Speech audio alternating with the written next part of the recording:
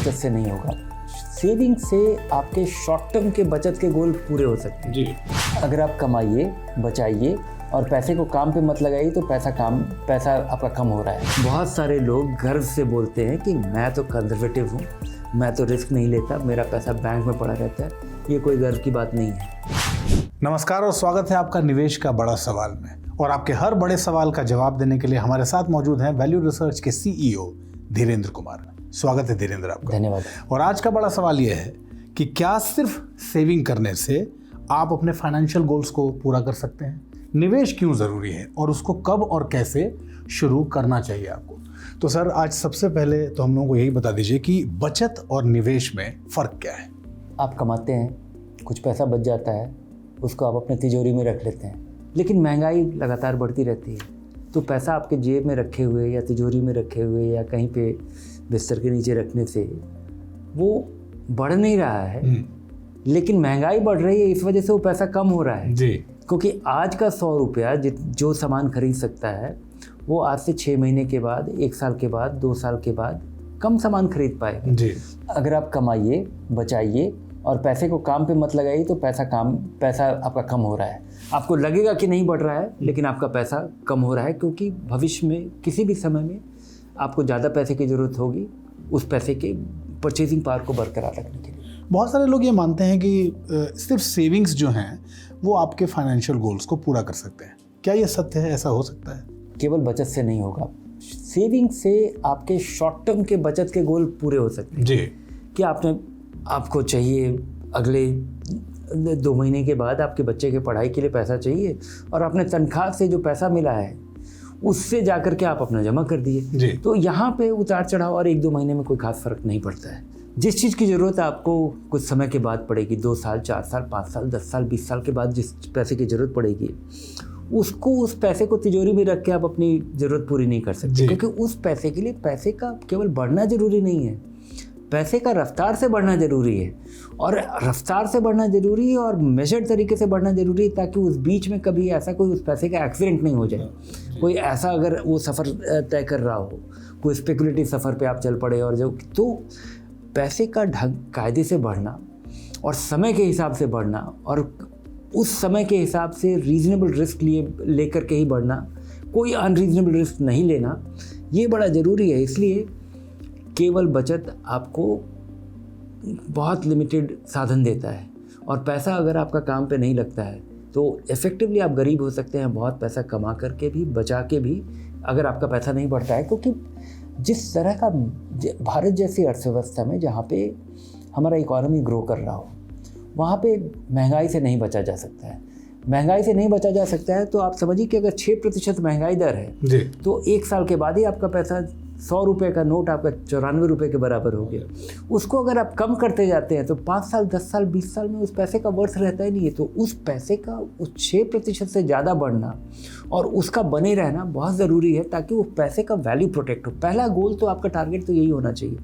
तो long term goals जो आपके होते हैं, रिटायरमेंट के लिए, 10-20 साल बाद मकान बनाने के लिए, या कोई बड़ा खर्चा आपको चाहिए हो, या फाइनेंशियल सेफ्टी सिक्योरिटी के लिए आपको चाहिए कि आपका रिटायरमेंट का गोल भी, इनकम नीड फुलफिल हो जाएगा, मकान भी बन जाएगा, बच्चा भी पढ़ लेगा, लेकिन आप चाहते हैं कि आपके पास इतना सारा पैसा हो कि अगर कोई 10-20-50 लाख रुपए का काम आ जाए, कोई ज़रूरत पड़ जाए, कोई आपके साथ कोई अचानक कोई ऐसा चीज़ हो जाए जिसमें ज़रूरत पड़ जाए, तो आप फाइनेंशियल सेफ्टी सिक्योरिटी चाहते हैं। उसके लिए आपके पैसे का रफ्तार से बढ़ना ज़रूरी है। इसके लिए अगर आप कम रिस्क लेंगे तो कम रिस्क लेना आपके लिए सबसे बड़ा रिस्की कदम होगा जी। वैसे सर, कई लोगों के मन में ये भी सवाल होगा कि क्या सेविंग से मिलने वाला जो ब्याज है, इंटरेस्ट है, वो पर्याप्त है, एनफ है वो? इसको 2 तरीके से देखना चाहिए। एक तो कि महंगाई दर क्या है, और ये जो महंगाई दर है ये कंज्यूमर प्राइस इंडेक्स और होलसेल प्राइस इंडेक्स, ये सरकार निर्धारित करती है कि सीमेंट का दाम कैसे बढ़ा, ज़मीन का दाम कैसे बढ़ा, सब्ज़ी का दाम कैसे बढ़ रहा है, ब्रेड का दाम कैसे बदल रहा है और अंडे का दाम कैसे हो रहा है। तो ये सरकारी एक फार्मूला है जिसके तहत आपको पता चलता है जी। लेकिन आपका मेरा इन्फ्लेशन अब बिल्कुल अलग होगा। अगर आप क्या खर्च करते हैं, आप क्या खपत करेंगे, भविष्य में आपका कैसा कॉम्प्लेक्शन बदलेगा। अगर आपको कोई समस्या हो जाए और आपको हर महीने अगर कोई इलाज कराना पड़े और वो एक हाई मेंटेनेंस इलाज है आप जो कि आपके लिए ज़रूरी है, और उसका दाम हर साल 30% बढ़ जाता है, तो आपका इन्फ्लेशन रेट बिल्कुल ही अलग होगा। सरकारी इन्फ्लेशन रेट को देख करके जो ब्याज दरें निर्धारित होती हैं वो आपके लिए कंसोलेशन नहीं है। नहीं जी। आपका खर्चा क्या है और आपके खर्चे का जो कॉम्प्लेक्शन है उसका उसके बढ़त के रफ्तार दर क्या है, इस पर निर्भर करता है। तो आपके पास मार्जिन ऑफ सेफ्टी होना चाहिए। आपके पैसे को रफ्तार से बढ़ाना आपकी जिम्मेवारी है, क्योंकि आप जितना मेहनत करके कमाते हैं, जितना पेट काट के आप बचाते हैं या मन मार के पैसा बचाते हैं, और अगर उस पैसे को नहीं बढ़ाते हैं या रीज़नेबल तरीके से नहीं बढ़ाते हैं और उसको बढ़ाने के लिए अगर आप समझ नहीं अप्लाई करते हैं, तो मुझे लगता है कि ये आपके लिए अनफेयर है। बहुत सारे लोग गर्व से बोलते हैं कि मैं तो कंजर्वेटिव हूँ, मैं तो रिस्क नहीं लेता, मेरा पैसा बैंक में पड़ा रहता है। ये कोई गर्व की बात नहीं है। आप अपने काम के प्रति जिम्मेवार हैं, मेहनत करके कमाते हैं, मेहनत करके बचाते हैं, और जो बचा हुआ पैसा है उससे भी उतना ही मेहनत करवाइए। अच्छा सर, अगले प्रश्न के 2 हिस्से हैं। पहला, निवेश शुरू करने का सही समय क्या होता है, और दूसरा कि क्या ये सही है कि जितना देर से आप शुरू करेंगे उतना घाटे में रहेंगे?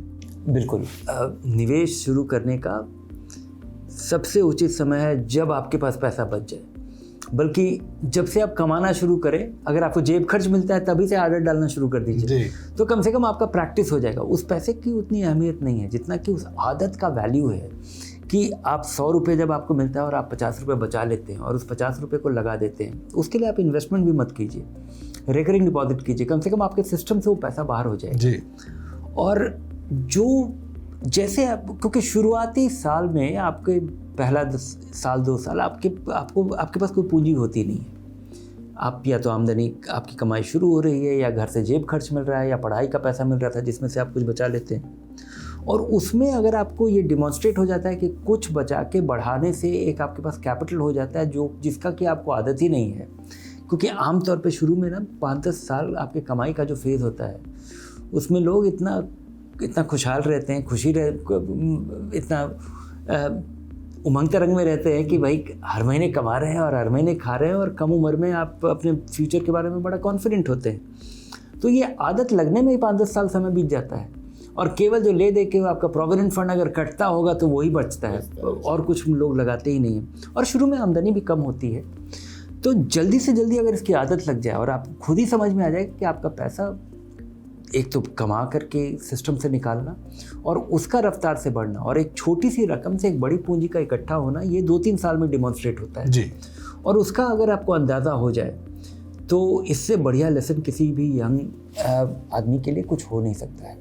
और दूसरा जो प्रश्न था कि अगर देर से शुरू करेंगे तो घाटा होगा, उसका कोई एक एग्जाम्पल भी है? बिल्कुल, ये जो नहीं, मैं ये अक्सर लोगों को बताते रहता हूँ, और ये सारे ट्रेडिशनल सारे पर्सनल फाइनेंस के बुक में इसका मेंशन होता है।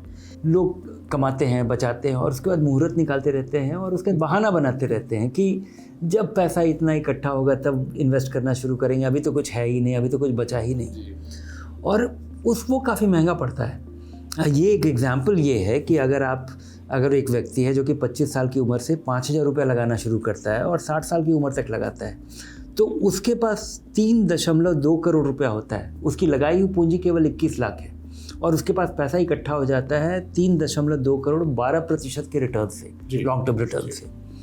अगर वही व्यक्ति दुगना रकम लेकिन 10 साल बाद लगाना शुरू करता है और वो 10,000 रुपये महीना लगाता है, और उसके बाद उसका लगाया हुआ पूंजी 21 लाख के बजाय 30 लाख रुपये लगता है, उसके बावजूद उसके पास 1.9 करोड़ रुपये इकट्ठा होता है, तो ये मुहूर्त निकालने का या बहाना बनाने का जो खर्चा है, का जो दाम है, वो काफ़ी महंगा साबित होता है। जल्दी से जल्दी शुरू कीजिए और अपने पैसे को समय दीजिए। और सर, सबसे आखिर में, अगर एक ऐसा व्यक्ति जो इस वक्त ये शो देख रहा है, उसने कभी निवेश नहीं किया और वो शुरू करना चाहता है, कैसे शुरू करें?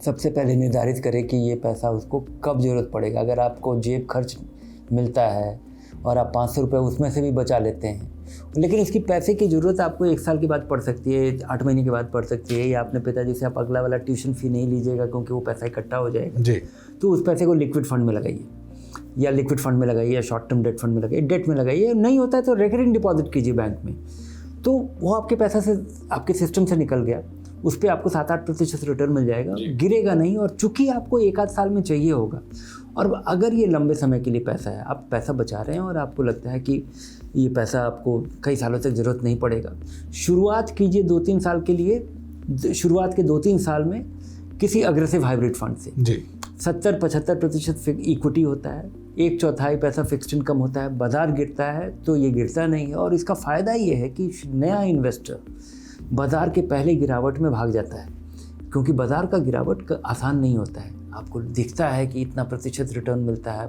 10%, 12%, 20%, लेकिन गिरता है 50%, और उसमें लोगों के लिए डटे रह पाना बड़ा मुश्किल हो जाता है। तो आपको विश्वास बनाने के लिए शुरुआत वहीं से करना चाहिए, और कभी भी एक साथ पैसा नहीं लगाना चाहिए।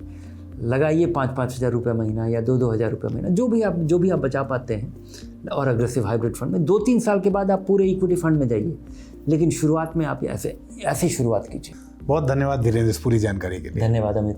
तो उम्मीद है ये एपिसोड आपके निवेश की प्लानिंग को और भी ज़्यादा बेहतर बनाने में आपकी काफ़ी मदद करेगा। इस एपिसोड का लिंक अपने दोस्तों, मित्रों और रिश्तेदारों को व्हाट्सएप पर ज़रूर शेयर कीजिए, और अपने निवेश की प्लानिंग से जुड़ा कोई सवाल मन में है तो वैल्यू रिसर्च हिंदी को आज ही लिख के भेजिए, और अपने प्रश्नों के उत्तर के लिए वैल्यू रिसर्च हिंदी को आज और अभी सब्सक्राइब कर लीजिए।